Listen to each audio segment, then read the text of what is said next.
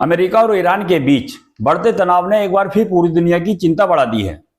2 हफ्तों के युद्ध विराम के बावजूद दोनों देशों के रिश्तों में कोई नरमी दिखाई नहीं दे रही। 8 अप्रैल को युद्ध विराम लागू होने के बाद अमेरिकी उपराष्ट्रपति जेडी वेंस पाकिस्तान पहुंचे थे, जहां शांति वार्ता के पहले दौर की बातचीत हुई। लेकिन कई घंटों की मीटिंग के बाद भी कोई ठोस नतीजा नहीं निकल सका और अमेरिकी प्रतिनिधिमंडल खाली हाथ वाशिंगटन लौट गया। इसके बावजूद राष्ट्रपति डोनाल्ड ट्रंप ने 22 अप्रैल को युद्ध विराम को अनिश्चित काल तक बढ़ाने का फैसला किया है। लेकिन बातचीत विफल होने के तुरंत बाद अमेरिका ने होर्मुज स्ट्रेट पर अपनी सैन्य नाकाबंदी और कड़ी कर दी। यही नाकाबंदी अब अमेरिका और ईरान के बीच नए तनाव की सबसे बड़ी वजह बन चुकी है। दुनिया के सबसे अहम तेल मार्गों में गिने जाने वाले होर्मुज स्ट्रेट पर अमेरिकी सैन्य मौजूदगी लगातार बढ़ रही है और अरब मीडिया इसे संभावित बड़े टकराव का संकेत मान रहा है। अरब के कई बड़े चैनलों ने ट्रंप के हालिया बयानों को प्रमुखता से दिखाया, जिनमें उन्होंने ईरान पर लंबी आर्थिक नाकाबंदी जारी रखने और दबाव बढ़ाने की चेतावनी दी।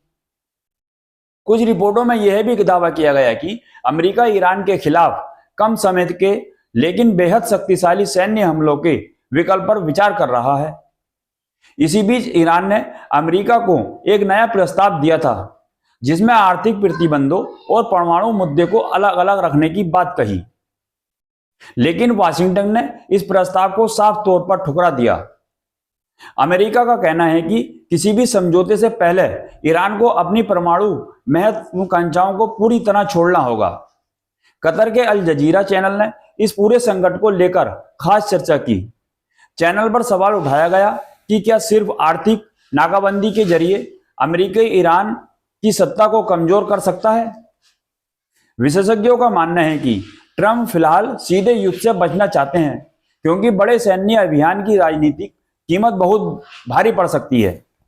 एक्सपर्ट का कहना है कि अगर अमेरिका किसी बड़े युद्ध में फंसता है तो इसका असर इस साल के अंत में होने वाले अमेरिका मध्यावधि चुनाव पर पड़ सकता है। अमेरिकी विदेश विभाग के पूर्व अधिकारी डेविड सैनगर ने भी कहा है कि ट्रंप मानते हैं कि सीमित सैन्य कार्रवाई से ज्यादा फायदा नहीं होगा।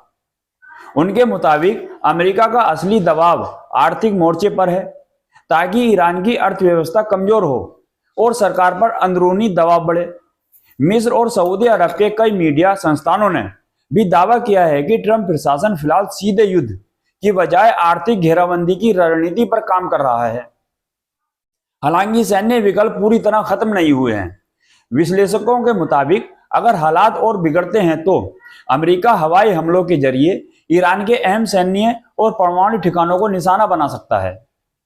लेकिन यह रास्ता बेहद जोखिम भरा माना जा रहा है, क्योंकि ईरान के पास एंटी-शिप मिसाइलें, तेज हमला करने वाली नौकाएं और समुद्री बारूदी सुरंगें जैसे हथियार मौजूद हैं, जो पूरे खाड़ी क्षेत्र को युद्ध की आग में धकेल सकते हैं।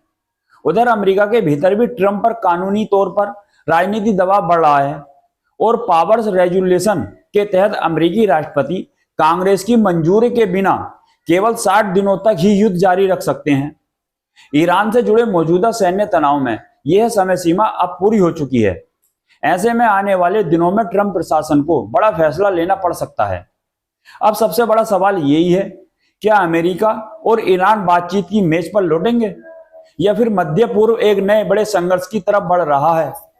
फिलहाल पूरी दुनिया की नजरें वाशिंगटन और तेहरान पर टिकी हुई हैं।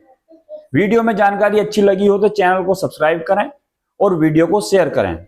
मिलते हैं ऐसी जानकारी के साथ अगली वीडियो में, तब तक के लिए इजाजत दीजिए।